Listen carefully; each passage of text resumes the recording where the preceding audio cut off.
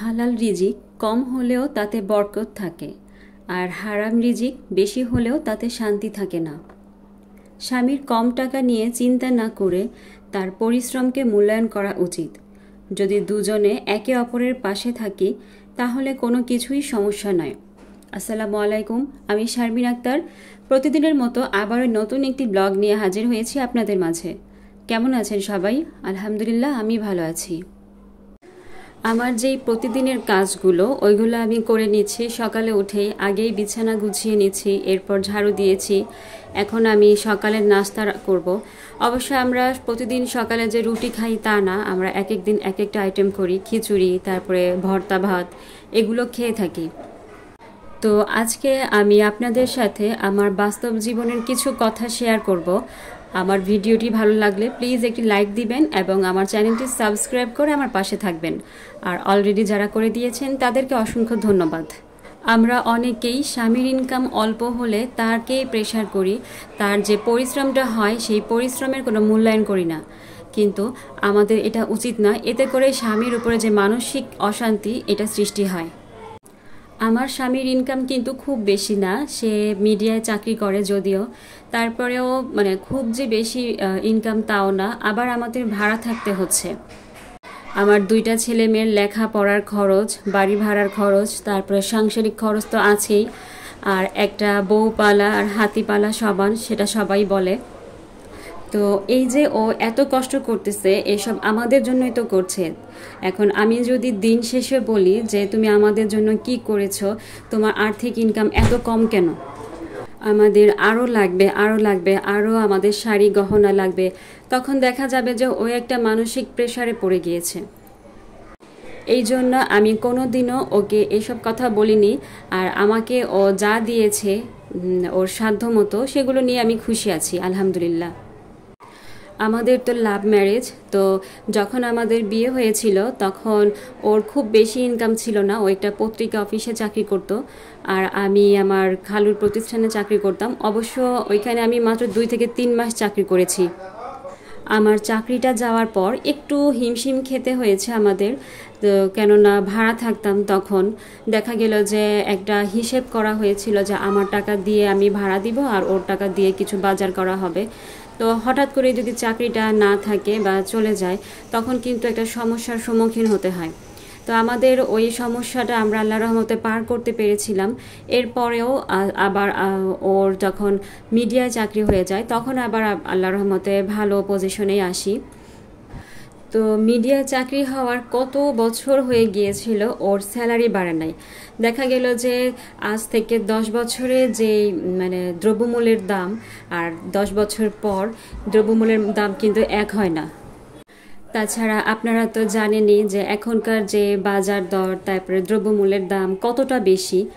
তো এখন পর্যন্ত অল্প কিছু টাকা ওর বেতন বেড়েছে, এর বেশি কিছু বাড়েনি। কিন্তু যতটুকু বেড়েছে, ওর একার পক্ষে ঢাকায় থেকে সংসার চালানো খুব কষ্ট হয়ে যাচ্ছে। তো কোরবানি ঈদে যে বেতনটা পেয়েছে, এরপরে বোনাস দেওয়ার কথা ছিল, এখন পর্যন্ত বোনাসও দেওয়া হয়নি। তো আমরা একটা চিন্তা করে রেখেছিলাম যে বোনাসটা দিলে, এই হিসাবটা করেছিলাম যে আমার মেয়ের স্কুলের বেতন দিয়ে দিব, কোচিংয়ের বেতন, ছেলের মাদ্রাসার বেতন। তো ওইভাবে একটা হিসেব করেছিলাম, এখন পর্যন্ত ওইটা আমাদের হচ্ছে না।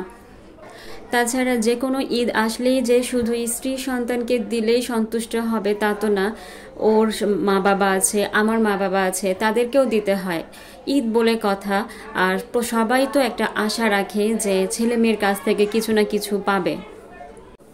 তো এই সব চিন্তা ভাবনা করতে করতে আমার হাজব্যান্ডের এখন একদমই হাই প্রেশার হয়ে গেছে। কয়েকদিন আগে আমি ওকে ডাক্তারের কাছে নিয়ে গেছিলাম।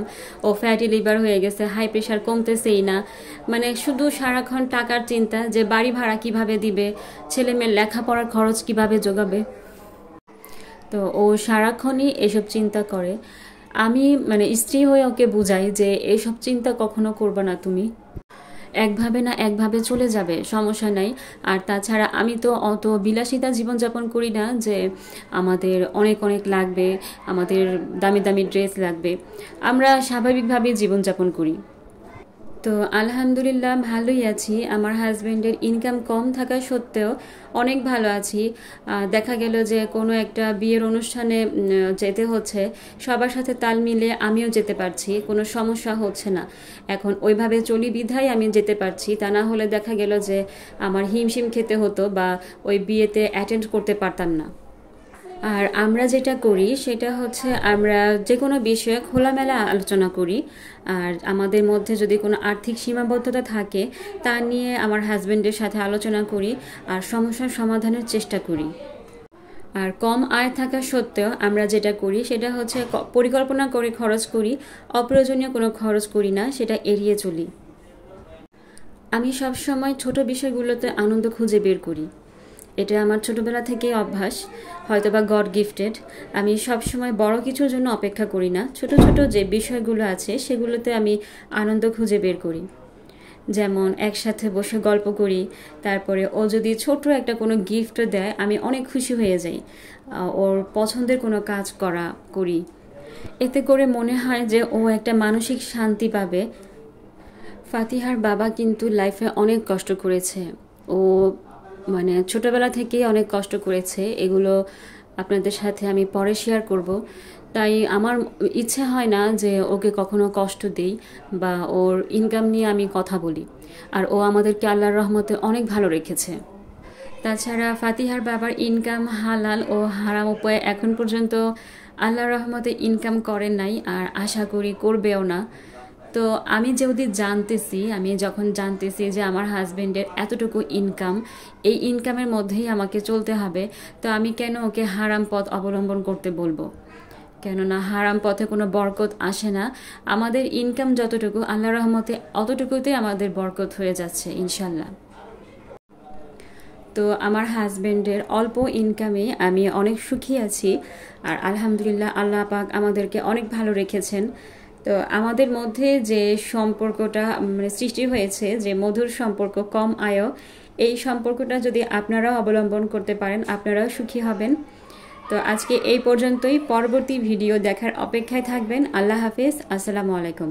আর বিলাসিতা করবেন না, বিলাসিতা কখনোই ভালো হতে পারে না।